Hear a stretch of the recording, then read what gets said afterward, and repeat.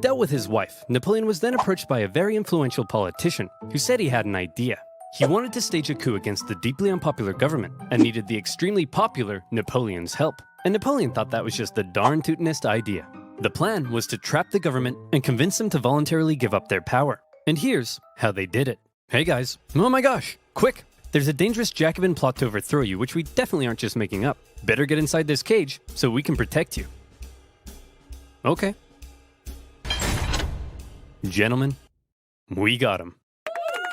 In this case, the cage was an isolated palace outside of Paris, with no one around but Napoleon and his army. With the government inside, Napoleon then entered, and a pretty chaotic event ensued, during which the government didn't seem entirely sure what was going on, Napoleon's men didn't seem entirely sure what was going on, and Napoleon himself didn't seem entirely sure what was going on. But thankfully, Napoleon's brother Lucien, president of the lower house, managed to regain control, and the remaining councilmen were intimidated into creating a new constitution. And thus, a new government was formed, this time with 3 consuls in charge. But after Napoleon did some rewriting, in the end, there was really only one man in charge, the first consul, him. And over the next few years, he worked to consolidate even more power, and essentially became a dictator in total control of France. And by the way, he was only 30, so maybe it's about time you washed your disgusting bedsheets. France was now ruled by possibly the greatest military leader of the time. Possibly the greatest? Or definitely? Well, now is his chance to prove it. See, back when Napoleon was still in Egypt, being Indiana Jones. Back home, France was in France, being France. They had conquered even more territory, and they were like, hey Piedmont, you get revolutionary ideals. Hey Switzerland, you get revolutionary ideals. And Rome, you get revolutionary ideals. Everybody gets revolutionary oh hey guys, nice sledgehammers. And Naples, very cool nail gun. You guys here to get some revolutionary ideals? As France was still spreading the revolution, and with Napoleon busy in Egypt, the European powers felt the time was right for round 2, and the war of the Second Coalition began. And this time, their big bad boy buddy Russia was here to bang some French boys back to Bordeaux. And bang them, they did. France got blasted. But then Russia pulled out after stalling in Switzerland, and now that Napoleon was in charge of the country, he was ready to start blasting right back.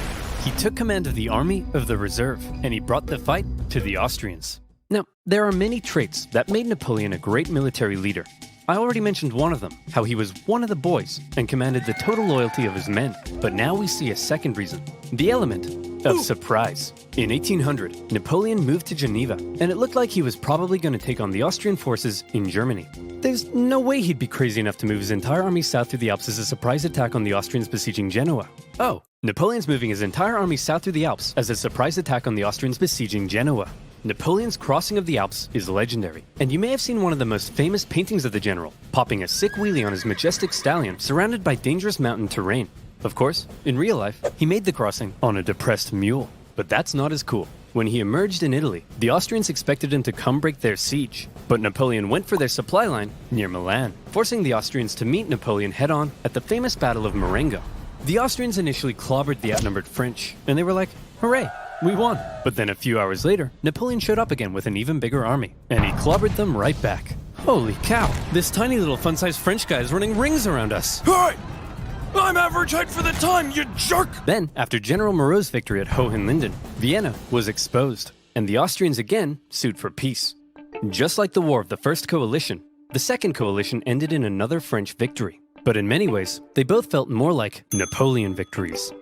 Only the UK remained at war with Napoleon, and they were using their powerful navy to blockade French ports and were even seizing the cargoes of neutral ships. Obviously, everyone else got pretty pissed off that the British were interfering with their trade, so in response, they formed a league, and they embargoed the UK right back. Neutral countries protecting their own interests? That's offensive. So Britain went to Copenhagen and blew a bunch of stuff up, and the league disbanded. But because the UK's economy was pretty bust, they decided to sign a treaty with France in 1802. For the first time in a long time, Europe was at peace.